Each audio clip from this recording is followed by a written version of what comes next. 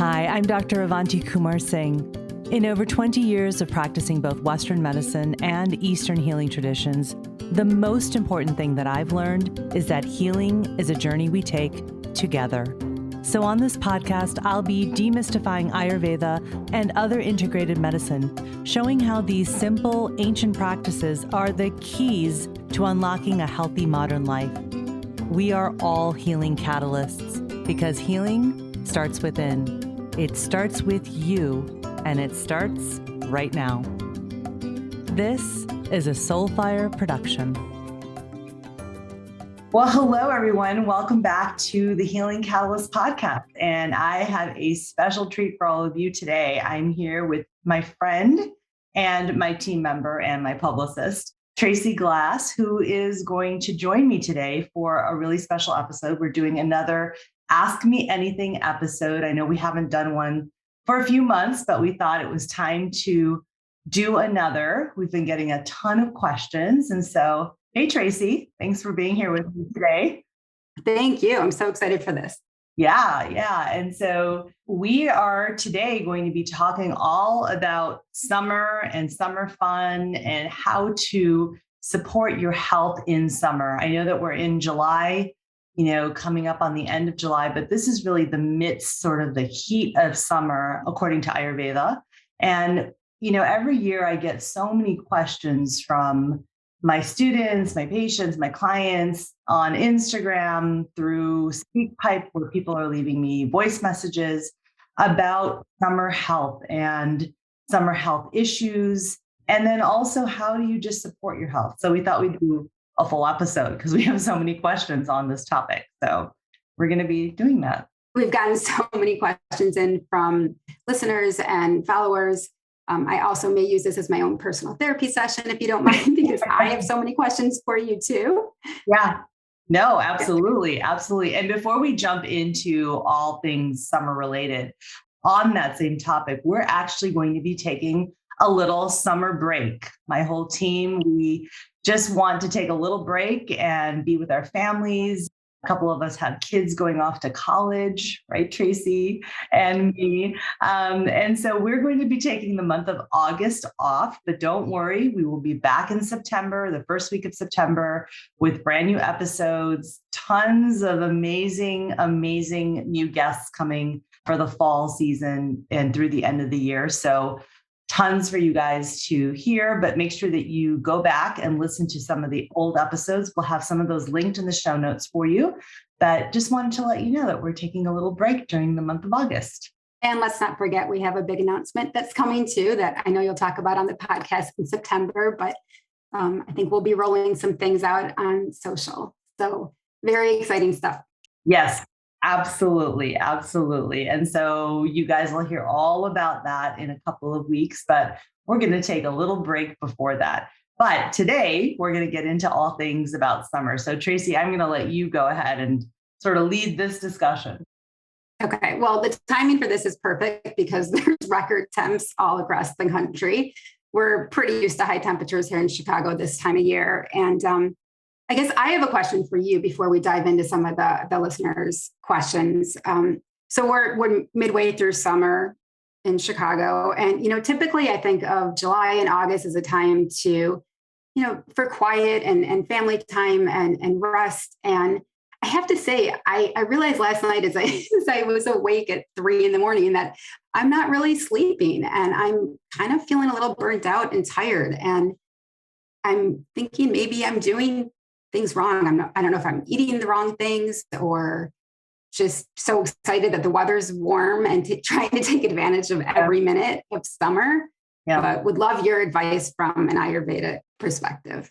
Yeah, no, I mean, and what you're talking about is actually really, really common. And especially here in Chicago, where, the summer is the most fun time in this city, in the weather that we're in, and everyone is out and about doing everything that they can, because then winter hits and it's really cold and it's hard to be outside in a place like Chicago. But this is true, in a lot of different places. People tend to really want to be outside. And there's something about sort of the energy of summer also, right? Schedules kind of, relax a little bit. Kids are off from school or from college and home with their families. So there's sort of this, wanting to just do lots of fun things that we, think of. But this idea of burnout is really interesting because there is something from an Ayurvedic perspective that says that burnout quite literally happens to us. And we'll talk about that in a minute. But let's start by framing this with an Ayurvedic perspective of what summer season is, right? From an Ayurvedic perspective, summer is Pitta season, and Pitta means fire, right? Pitta is the Ayurvedic dosha of the two elements of fire and water. Now, the qualities are what matters the most, right? So we're not going to get into doshas. You guys all know how I feel about doshas. I think they're important, but not when we're talking about sort of these basic foundational types of things.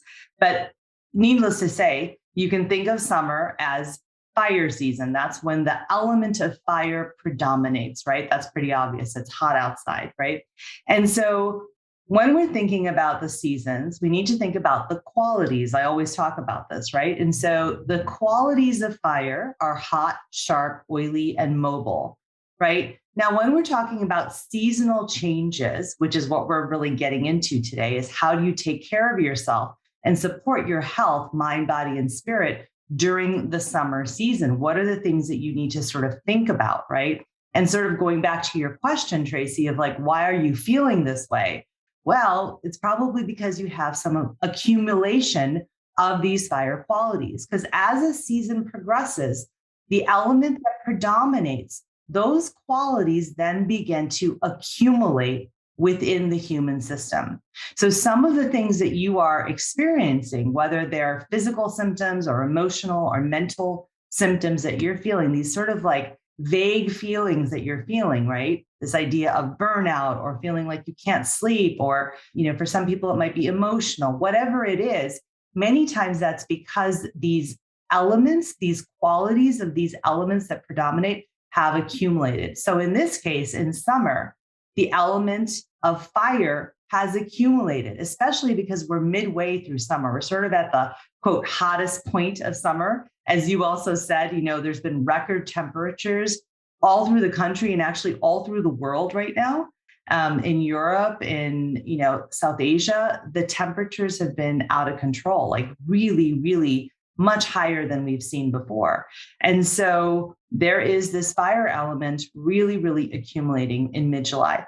So things that will accumulate, right? So the qualities of hot, sharp, oily, and mobile, these are accumulating in the body and the mind. And what your body and mind try to do, because we're, again, so intelligent that way, we try to disperse that heat and release it so that we can sort of bring ourselves back into natural balance. Sometimes we need some help with that, though, right? Because if we're doing things, the activities that we're engaged in, the routines that we're having, the foods that we're eating, the lack of stress management, whatever it is, that can add on top of what's going on in nature, right? And so again, you go back to the golden principle in Ayurveda, which is like increases like and opposites reduce.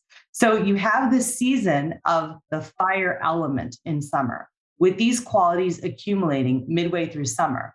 If you don't do something to counterbalance that, to do the opposite, to balance it out, you will go out of balance. And so you're going to have even more of those qualities, which then will tip the scale of balance and start to show up as symptoms. Does that kind of make basic sense, like why you might be feeling what you're feeling? Absolutely. I have some specific questions, but I'll let you kind of finish that thought. Yeah. And so, really, so what's happening, for you, Tracy, and probably for many people who are listening, is that that tip of balance has happened, right? They're feeling these symptoms because you have so much of that fire element qualities that has accumulated in nature because of nature. And then on top of that, if your sort of natural tendency is also to have a lot of fire, you're going to have that added on top of that. Plus, if the things that you're doing every day, the foods that you're eating, the types of activities that you're engaged in, if those have fire element qualities, then you've really tipped the balance. And so you can see right there, it's like you're adding more and more fire on top of fire on top of fire. So of course, you're going to end up with these different symptoms. That's really kind of the answer from an Ayurvedic perspective of what's probably happening for you and many people who are listening. So where do we start? So I know that that's happening. I understand why now, but I'm not really sure Yeah. next, especially when you're not sleeping and you get in that cycle. I know you're supposed to wake up early with the sun, but that's hard to do when you haven't slept. Yeah. Well, okay. So let's back up for a second. Let's just talk about how this might be showing up for people. I find that analogies and visualization really makes these points really clear. So if you imagine that these fire qualities are accumulating within the human system and the body and the mind, they're trying to disperse it and release that heat. They're going to try and do it from any way that they possibly can. So what you'll see is that in the digestion, right? And one of the main ways that the fire is dispersed is through digestion and through the skin. And so what do we see in the summer? A lot of people will have lots of digestive issues where fire, that heat is coming out. And so it shows up as loose stool or diarrhea or having to go multiple times a day. Another thing that is very common is that people on their skin, again, the heat is trying to come out of the skin. And so you'll have rashes, you'll have acne, hives, psoriasis. Again, that redness, that heat is trying to escape from the body, and the skin is the largest organ of the body. The other area that we find a lot of symptoms is in the eyes. The eyes are actually the main organ of the fire element. And so for many people, they'll have itching, burning eyes, they'll have redness, headaches that are sort of centered around the eyes, sort of like migraines and intense headaches that are sort of centered around the temples and the eyes almost, and sensitivity of the eyes. That's a very common symptom too. And then if you add on top of that, that you're looking at a screen all day or looking at blue light, it's really, really intense. Some other things that happen for a lot of people is that a lot of itises, inflammation shows up, right? So whether it's injuries or sharp pains anywhere in the body, a lot of that will start to happen. Other things in the digestion, a lot of acid, right? It's heat. Again, it's that sharp quality of the fire. So reflux, acid, ulcers, nausea, vomiting, very, very common in the summer in Pitta season when there's an excess of that fire. And then as far as the emotions go, and I know that I see this in quite a few family members of mine, children in particular, and even my husband, and probably even myself to a certain extent, is the emotions, right, of anger, frustration, impatience, irritability, and intolerance of just everything, right? Jealousy, being overcritical or judgmental, and sort of an increased focus on perfection. I know that I'm battling that a little bit right now, And so again, it's not that all of these different symptoms will show up for everyone, but I just wanted to give sort of a picture that a lot of these will show up for different people, or, for some people, it's more emotional than physical.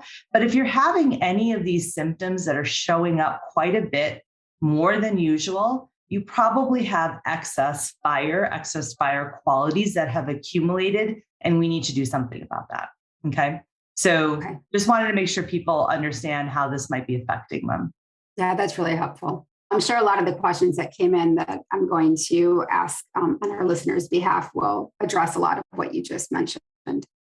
So a listener wrote, what can I drink in summer to cool off if I can't drink cold drinks or not have ice in my drinks?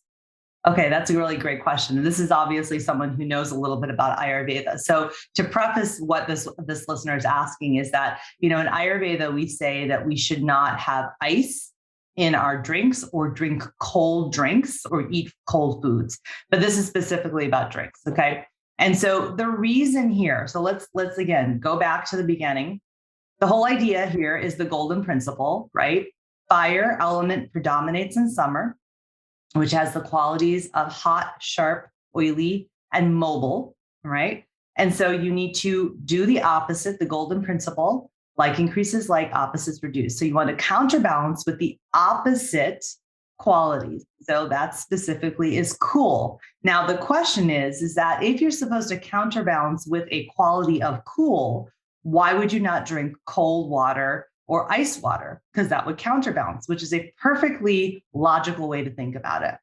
The reason is, from an Ayurvedic perspective, is that ice and cold water will put out the digestive fire. The digestive fire, or Agni, its job is to process everything that is coming in through the five senses. Okay. And that includes food and beverages, but also all of our experiences, the sounds, the smells, the things we see, right? We've talked about this before. But when you use ice water or cold water, it actually puts out that fire. You can actually picture that happening, right? Now, from a more scientific physiological perspective, our body has a base temperature of about 98.6 degrees, right? And a glass of ice water is around 33 degrees or so.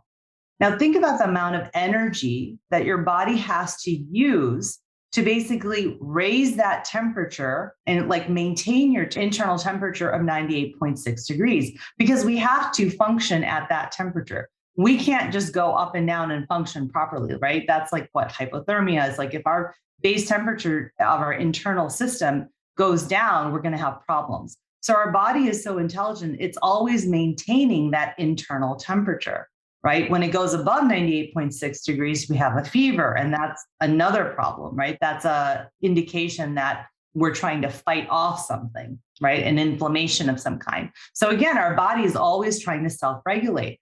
When you have cold water that is at 33 degrees, there's so much energy our body has to use to maintain that base temperature of 98.6 degrees. So from an Ayurvedic perspective, why would you do that?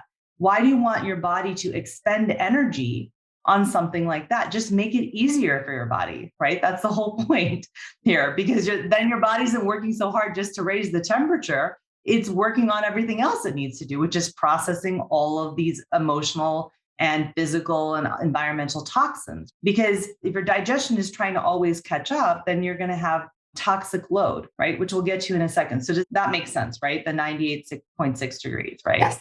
Now, the other way to think about this also is like, just picture, again, pictures are helpful. Think of a campfire. And so drinking cold water or ice water is basically the same thing as dumping a bunch of water on a campfire. It just puts out the fire, or there'll be that like damp smoke that comes when you like try to put out a fire, right? You guys hopefully many of you have seen this before, right? And so that smoke that's released is almost an analogy for poorly digested food that is just sitting there. And when we have a dampened fire with cold water or ice water, we have this undigested food that just sits there and then becomes toxic load. So that's just another way to picture what's going on. So that was a very long explanation of why, from an Ayurvedic perspective, you should not be drinking cold water. But this is where, I think people get confused because they hear that you're supposed to counterbalance with qualities of cool. So they're like, oh, I'll drink cold things or eat cold things. And it's not exactly that way. The more important thing, which, I want to get into, this is another question that gets asked. Well, okay, so then what am I supposed to do? Right. Right. It's actually my next question. So what are we supposed to be drinking? Is, a lot of people like smoothies in the summer, right? Or ice water. So, but we shouldn't be doing that. Right. And so the idea here is that it's not actually a temperature thing. It's a quality thing. It's cooling types of things that you should be drinking and eating. So foods and drinks can have cooling properties, which actually has a cooling effect on the body. So that's different than drinking something that is cold in temperature or eating something that's cold in temperature. That's a really important distinction. And I think that's where the confusion comes, right? So cold versus cooling, all right? And so cooling properties are added to, let's say, drinks through herbs and spices, not by temperature, right? And so you can have room temperature or even lukewarm water, but it can actually be cooling, which is, again, a perspective change. If you go to India, actually, if you go to most South Asian countries or East Asia, Asian countries, they will never serve you drinks with ice. It's just not something that's done. And I remember when I was growing up, I always was like, why do they not put ice in things? It just isn't a thing, right? Because first of all, refrigeration and all that kind of stuff back in the day. But that is not something that we do. It's always room temperature. Okay. And so again, it's about putting the cooling properties into the water. So what are some things that you could add? You could add cooling herbs and spices, things like mint, cilantro, or cooling vegetables like cucumber. That's why you see in a lot of places, like when you go to a fancy spa or a fancy restaurant, they've put those herbs in the summer. We think it's fancy, but they're actually, really tapping into this Ayurvedic principle. Another great thing to drink in the summer to add some cooling effect is coconut water. Coconut itself has cooling properties. It's a food that has the properties of cool. So cooling as far as coconut oil goes, coconut flakes, dried coconut, any of those things that have cooling properties. So adding any of those things into your routines and foods, we'll talk about those in a minute, is really good in the summer. So add, coconut water, great thing to have. So if we need electrolytes, that would be a good thing for that. Yeah. Instead of Gatorade, which I know is terrible. Yeah, no, coconut water is a perfect electrolyte drink for sports, or if you're losing a lot of electrolytes because you're outside and sweating a lot. Coconut water is a good one. Another thing you can do is you can actually make a tea and just cool it to room temperature. You don't have to drink it hot, or you could drink it warm if you want. But again, it's about the cooling properties. So hibiscus is very cooling. So a hibiscus tea, a mint tea, fennel tea, coriander tea.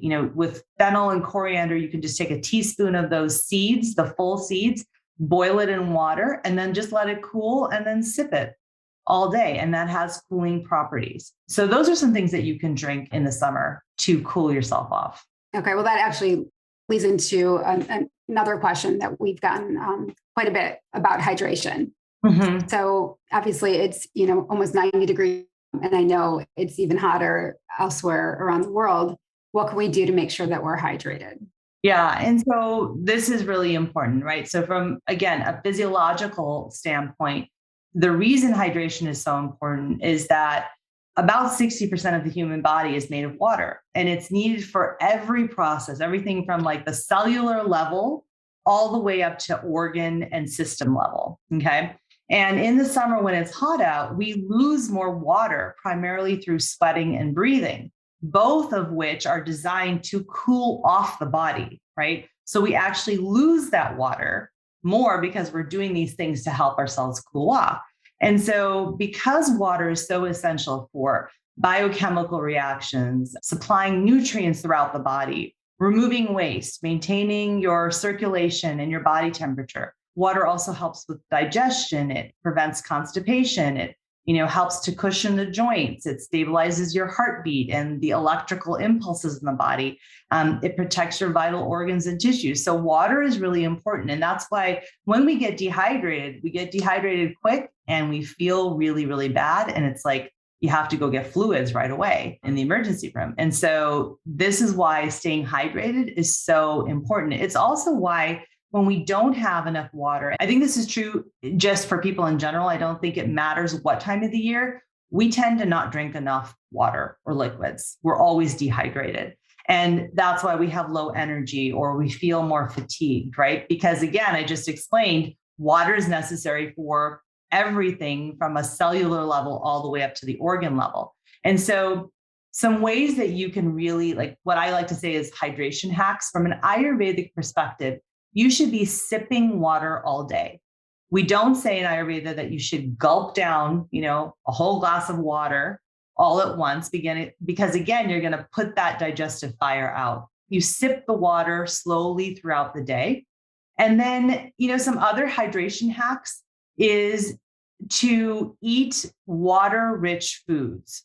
So water-rich fruits and vegetables, whether it's, fruits and berries, watermelon, citrus, all of those things in the summertime, cucumber, celery, lettuces, those all have high water content. Sort of trick your body into having more water by eating water-rich foods. We've already touched on this with the different things that you can drink in the summer. Make it fancy, add the herbs and the fruits and, veggies to water to make it more flavorful, make it more interesting. And then on top of that, you get the cooling properties that you've also added to the hydration. So those are some ideas for hydration. Great. So what do you like to drink all day? Do you sip on room temperature water with some cucumber? I'm imagining a spa. Yeah, no, I mean, I usually drink water and I usually throw some fennel seeds or some coriander seeds in there, sometimes some lemon. It just depends, whatever I have around. I will make sure that I fill up a bottle of water. I always have water with me. I always carry it with me. And then I also have some, sometimes some hydration packets with me. If I know I'm going to be out and about and I'm not going to have fresh vegetables and things, I'll just, carry a little hydration packet that I can add into water. One of my favorites is Element. LMNT is, I call it LMNT and they laugh at me. It's Element. And again, I don't have any affiliation with them. I just love their products. I think they're really, really good. We can link them in the show notes so that I know people will want to know what it is, but they have some really great hydration little packets that you can take on the go, different flavors. Mango chili is my favorite. So again, not sponsored or anything, just product I love. So yeah, that's a great tip. Thank you. So another question that we've gotten quite a bit is about vitamin D. So listeners are wondering if they should be taking a supplement, knowing that they're also getting sunlight. So can you talk to us a little bit about how vitamin D plays into summertime for us? Yeah, sure. Okay, so let's start. So there's a couple things in that question. Let's start with what is vitamin D? Like, why is it important for our bodies, right?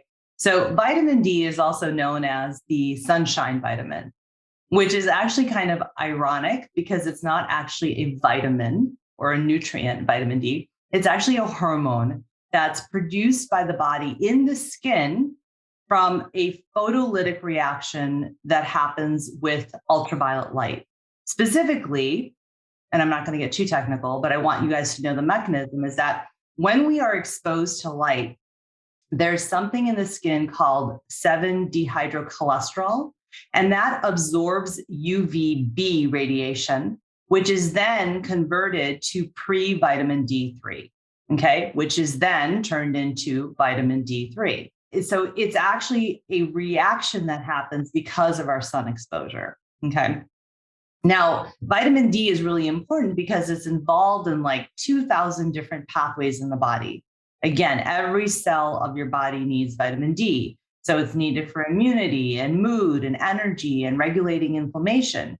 And it's called the sunshine vitamin because, again, we get it primarily through exposure to the sun.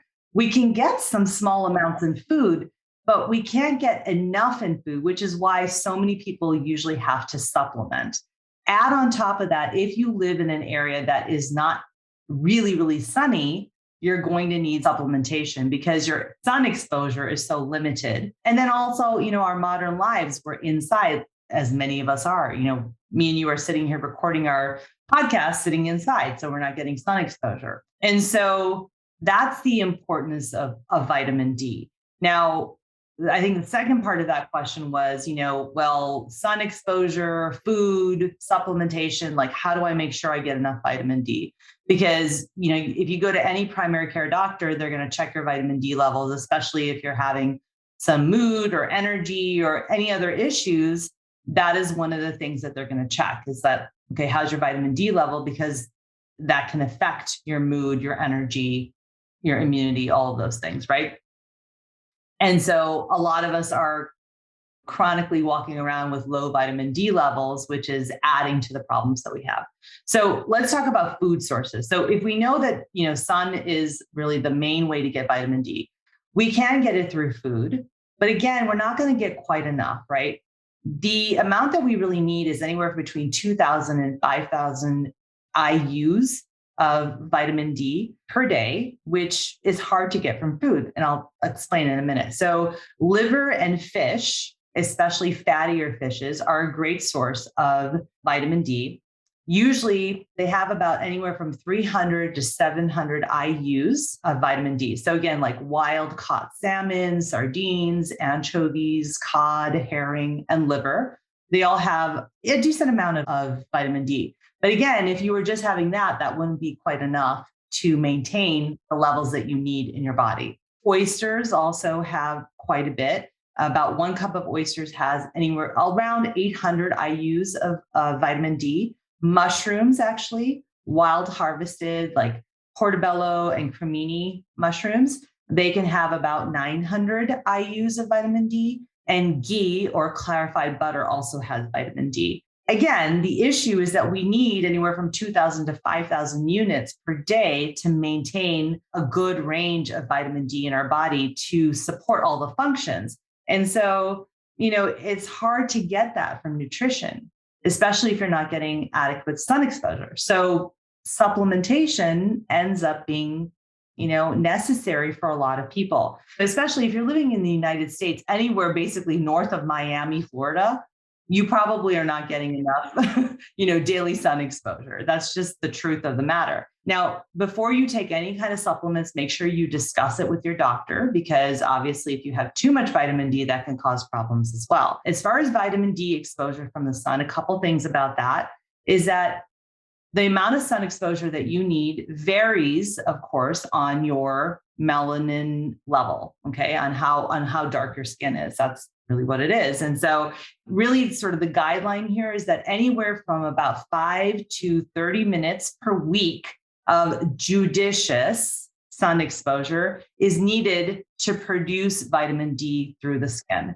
Make sure that you do not get sunburned, because vitamin D production is maximized before your skin starts to turn pink. And so more is not better in this case. More exposure to the sun doesn't actually increase your levels of vitamin D, but it can actually increase your risk of skin cancer. So just keep that in mind. So I think I covered everything from that question.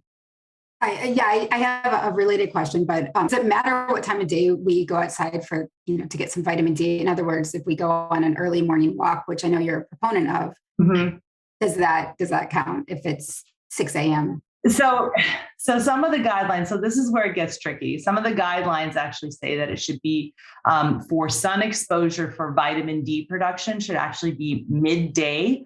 But again, that's the hottest time of the day, and that can cause problems. And you have to be really, really careful. Now, as far as what Ayurveda says is that you should never go out into the direct sun during the middle of the day. You should only go out into the sun in the morning time and the evening when the sun is less intense, especially in the summer, for all the reasons that we've already talked about as far as the qualities go, right?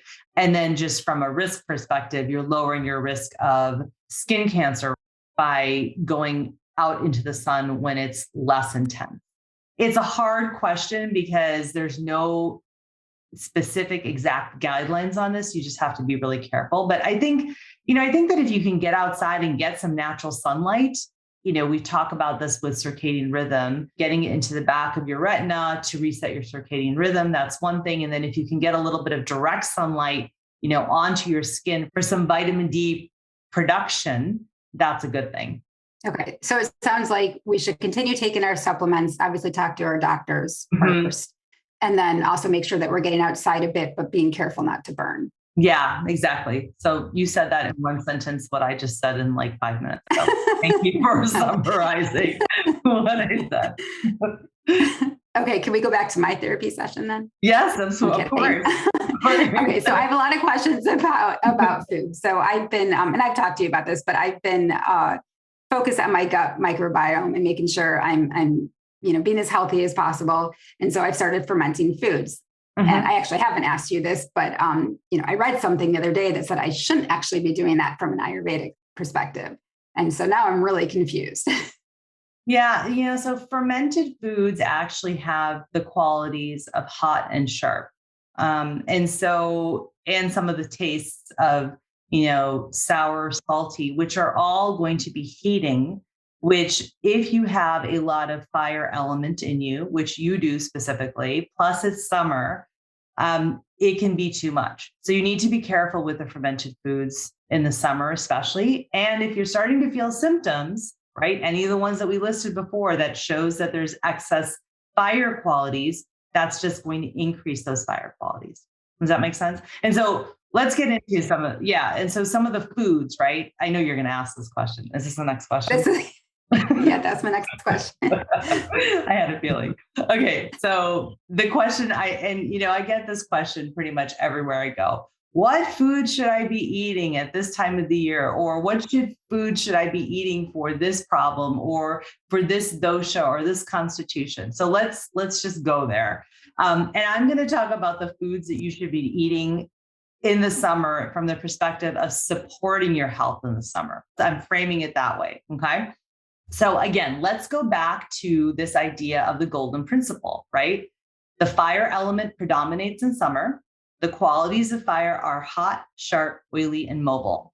You need to counterbalance with the golden principle, right? Of like increases like and opposites reduce. So you want to counterbalance those qualities with cool, dull, dry, and stable. So that's what you need to think about when you're looking at food. And so now there's a couple different ways to look at food, which I, wrote about in my book, I've talked about before. And there's 3 ways. The way that food feels, which is the quality, right? Which we've talked about. The way that food tastes, and there are 6 tastes in Ayurveda: sweet, sour, salty, bitter, pungent, and astringent. And so to pacify or to, counterbalance the fire qualities, you want to focus on foods that have tastes of sweet, bitter, and astringent. Okay, those have more cooling properties. And then the third way to look at food is the way that food acts. It can either be heating or cooling. And so again, we want to really focus in on foods that have cooling properties. Okay, so from that perspective, again, we're looking at foods that have the qualities of cool, dry, dull, and stable. Foods that taste sweet, bitter, and astringent, and then foods that have cooling action. Those are the types of foods that we should be focused on for summer. All right. So what does that mean? Okay. I'm going to go into these. Actually, I'm going to give you some guidelines.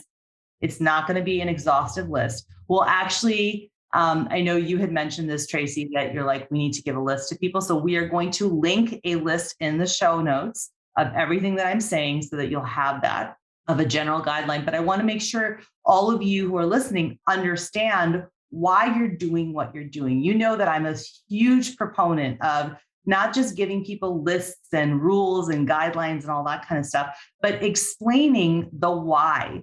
Because I find that when you understand the why, it's very easy to make choices. And then you're not looking at a list. You just intuitively can go to the grocery store or go to a restaurant or go to a family event and know which foods are going to support your health. From the choices that are available, you're not like, oh, where's my list? What should I be eating? That's not how we live, right? That's Absolutely. Silly. And that's when all of these, good intentions go out the window because you're like, oh, I can't remember what's on the list. But if you understand why you're doing what you're doing, it's so much easier, right? Okay, so I'll get off my soapbox. But all right, so let's talk about the foods. I actually have some notes in front of me for this because I want to make sure I'm pretty precise about this. I am going to talk about foods that are common for a Western diet, but there'll again be a full list that we'll link in the show notes. All right, so let's start with vegetables. Does that sound good, Tracy? Great. Okay. All right. So mostly what I eat, so thank you. So, vegetables generally are somewhat sweet and either bitter or astringent or both. Okay. So again, some guidelines here. High water content vegetables are really good in the summer for all the reasons we've already talked about. So things like cucumber, celery, tomatoes, lettuces, other greens, those are really, really good in the summer. The other things that you should remember is that really the ones to avoid or reduce in the summer are any foods that have the qualities of fire, right? Things that are spicy, heating, sharp, or sour. Things like garlic, green chilies, radishes, onion, mustard greens. Those can be too heating. Now, again, if you're not having a lot of issues with these fire element symptoms, then go ahead and have some of those. But if you are having some issues, then you want to avoid or reduce them. That's the general rule for all of the things we're going to talk about. Okay. Got it. So I should give the kimchi I just made to the neighbors. Yeah. I mean, kimchi, you could probably just refrigerate it. That would probably not be the best thing for you right now, given how you just told me you're feeling. That is all of the fire elements wrapped up in one nice jar. And you're just it's gonna increase all your feelings that you're having. So yeah, kimchi, not a good idea right now. Okay, I'll hold on. Delicious, but not a good idea right now. Okay, so let's move on to fruits. Again, generally fruits that are sweet and somewhat astringent. So make sure that you eat these fruits when they're ripe and sweet, but not when they're sour, if they're unripe, because sour will increase fire qualities. Okay, that taste. And so again, fruits, same as vegetables, high water content is really good in the summer. Watermelon, cantaloupe, melon, pineapple, mango, berries, pretty much any fruit. The only exception in the summer is banana. Okay, banana has a sour taste and that can increase qualities. So when people are making all these smoothies with all these bananas in the summer, many times it can increase the fire qualities. And so just be careful with bananas. So I make a lot of quinoa, and I was just curious if that's something that's healthy in the summer. Yeah, totally. So let's talk about grains then, right? So grains that will, again, pacify and sort of counterbalance the fire qualities are things that are cooling, sweet, dry, and grounding. Okay. And that's most grains, actually. The ones to really avoid are grains that have heating qualities, things like buckwheat, corn, millet, brown rice, and like yeasted breads. Those are all things that are going to cause heating, but most grains in general have that sort of sweet, cool, dry, grounding, sort of quality to it. So they're okay for the summer. Okay. Okay. Where does sourdough fit in? It's fermented, right? It's not yeast. Yeah. So you fermented. Yeah. No, probably not good. Yeah. Yeah. Plus it's sour. And so sour is actually heating. So it really all does make sense. It makes sense because actually when you think about it, yeah, because when you think about it, sourdough is kind of like this. It's really yummy. It's salty, sour, but it's like heavy. It feels really good in the winter to me, but in the summer, it feels like it would be just too heavy in this way. And it has all those qualities that are heating to make that feeling of heaviness in the summer. So interesting. Good question. I'm gonna have to look that up, but I'm almost positive that it's not a good idea. Yeah. Okay. Anyway, nuts and seeds. Yeah, grains. Let's go to nuts and seeds. All right. So nuts and seeds tend to be really oily. Okay, and that's very heating, and that's another quality of fire. And so most nuts and seeds are not a good idea when you're trying to counterbalance fire qualities. Now there are some exceptions. In small quantities, almonds, again, they have to be soaked overnight and peeled so that your digestion has an easier time. Pumpkin seeds and sunflower seeds, those seem to be okay. And then I know this is not a nut or a seed, but it kind of is a dried fruit. Dried coconut is very cooling as well. So that's like a nice thing to sprinkle on things to add that cooling property if you wanted to. Meat, fish, eggs, and dairy. Okay, so the basic guideline here is to reduce meats that are really salty, oily, and heating. And usually those are fattier meats and fish, things like dark chicken, beef, salmon, tuna, egg yolks. You want to reduce those in the summertime. They're going to be too heating. Dairy products actually tend to be grounding and cooling, and they have a sweet taste. So in general, they're pretty good for, reducing fire qualities. But you just want to really avoid having them with meals. And then you want to avoid any kinds of dairy that has any sour or salty qualities to it. Things like yogurt, especially if it's, store-bought. If it's homemade, usually it's fine. Or any like kefir. Those are the types of things. You're laughing. I can see her on the screen. I'm laughing because it's literally everything I just started eating in the past week. And I wonder why, I have so much. I've been doing all these fermented things like kefir and yogurts and things like that. So it all makes sense now. So thank you. And so there you go. So that's probably why you're having some of the feelings that you're feeling right now, especially because you just increased all of those things in your diet in the last few weeks. So Right. When I go in, I go all in. So. Okay, so I'm going to be so interested to talk to you in like a week or two because I know you're going to immediately now give those away to your neighbors. and then see what happens. It's probably going to decrease. Okay, let's go into oils really fast. So now here's another one, like, this whole cold versus cooling. Again, oils and oily, not exactly the same thing, right? Despite oils being oily in nature, you can actually have a moderate amount of oil in the summer, but you want to, again, pick ones that have cooling properties. So the best oils to help reduce the fire element qualities are things like sunflower oil, ghee, coconut oil, and olive oil. Those all have cooling properties. And then the last is herbs and spices, which we've already touched on. But, most herbs and spices are actually heating. But again, there are some that are cooling that we've already, discussed about adding into water. Things like cardamom, cilantro, coriander, fennel, and mint. Those are all cooling. Aloe is a plant, but again, sometimes people think of it as something to add into cooking. Aloe is very cooling. In addition, cumin, saffron, turmeric, even though those are heating, they have some fire reducing qualities to them. So those you can use in some moderation in summer cooking. Yeah. Yeah, that was really helpful. Thank you. Mm-hmm. I guess my next question has to do with sleep and circadian rhythm. I know you talk a lot about that. And as I mentioned, I'm having a hard time sleeping. And I actually have talked to some friends and they blame it on the full moon when that happens. But I don't know what's happening. But do you have any recommendations for listeners and for myself as well? Yeah. About how to kind of just reset? Yeah. So again, we always go back to the golden principle, right? So these fire qualities are hot, sharp, oily, and mobile, counterbalanced with the opposite qualities of cool, dry, dull, and stable. And so let's think about, this might be easier to talk about from the perspective of like, what qualities are we going to increase? We want to increase, let's say, cool and dull qualities, right?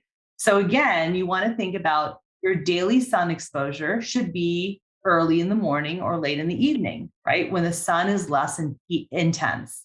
So again, you're getting that reset of your circadian rhythm by getting out in the sun before 10 a.m. Again, make sure that you have some direct sunlight into your retina and even on your skin. Again, make sure you moderate that for vitamin D production, but also when it hits your retina, it resets your circadian rhythm with cortisol and melatonin. And there's a whole episode on that. We'll link that in the show notes in case you're sort of like, what do you mean by that? I have a whole episode on circadian rhythm. But again, so one thing you can do is, again, daily sun exposure in the morning before 10 a.m. when the sun is not as intense, or go in the evening. And then the other thing, and that increases the cool and dull qualities. Another thing that you can do to increase this cool quality is if you do self-oil massage, which is very good for the nervous system. When we're sort of like running around doing all these different things, it can be a lot for our nervous system if we want to calm it down. You want to do self-oil massage with coconut oil because it's cooling. The other thing that you can also do is rose is very, very cooling. So you can make like a little rose water spritz that you can spritz on your face throughout the day, carry it in your bag. It's really good to help cool off. You can have a rose scent that is very cooling as well. As far as, increasing the qualities of dull and stable or grounding, again, to counterbalance the fire element qualities, you want to do things that are calming, so calming activity and movement. Now, here's a funny thing. In Chicago, there's like these runs every weekend. Like there's multiple runs downtown, 10Ks and marathons and this and that. And everybody gets injured and sort of burnt out, what you were talking about at the beginning of the episode. And so really doing something that counterbalances that, I will never say to someone, don't go for a run. I'm not going to tell you to do that. But what I am going to tell you is that, like, let's balance that out with some grounding and calming activity. So some yoga, maybe some slow, leisurely walking. We don't have to do everything so fast all the time, because all that does is increase that heat and that fire element, which then causes all these problems. So hopefully you guys are getting, a clear sense of what I'm getting at. It's really qualitative, the way you look at things, and it just makes sense then. You're like, oh yeah, I should probably slow down a little. It really does make sense. It's intuitive, and it is. I might cancel my boxing class today. Please do. I know tomorrow, so I'm doing everything backwards. So can you explain the injuries a little bit more, please? Yeah. Because I have seen that quite a bit, Yeah. especially for some reason in pickle. I keep seeing people Oh getting God, injured from pickleball. pickleball, and I think it's hilarious. It's so funny. Like pickleball has been around forever. And now I have my college age kids talking about pickleball. And I'm like, what? I thought that that was something like, older people. I mean, I'm aging myself, I'm 50, but I mean, like older people would play. And now all these like millennials are like, let's play pickleball. I'm like, what is going on? Okay, anyway, I digress. Okay, so let's talk about like this whole idea of running and marathons, because that's a big thing here in Chicago. I'm sure it's all over the United States, probably even internationally. But an interesting way to look at it, this is, the Ayurvedic perspective of sort of burnout. When you have a lot of fire, if you fan that fire, what happens? It gets bigger, right? It's not like you're blowing it out, like, Right. like trying to like blow it out. But if why we have that term fan the fire, you're making it burn more. So if you think about that from a perspective of like so much movement, and then you add into the fact that like marathons and races, they're competitive in nature, which is all fire quality, right?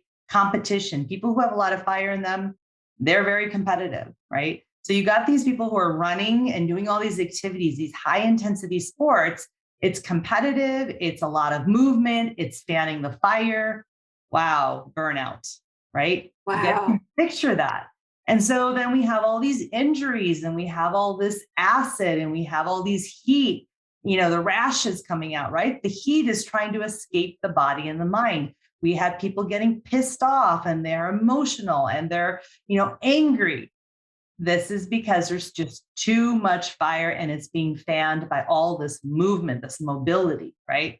And so again, that's sort of another way to look at it. So again, I'm not going to say don't run, don't play pickleball, don't play tennis, whatever it is, but try and do it early in the morning, late in the evening, not in the middle of the day when there's even more heat.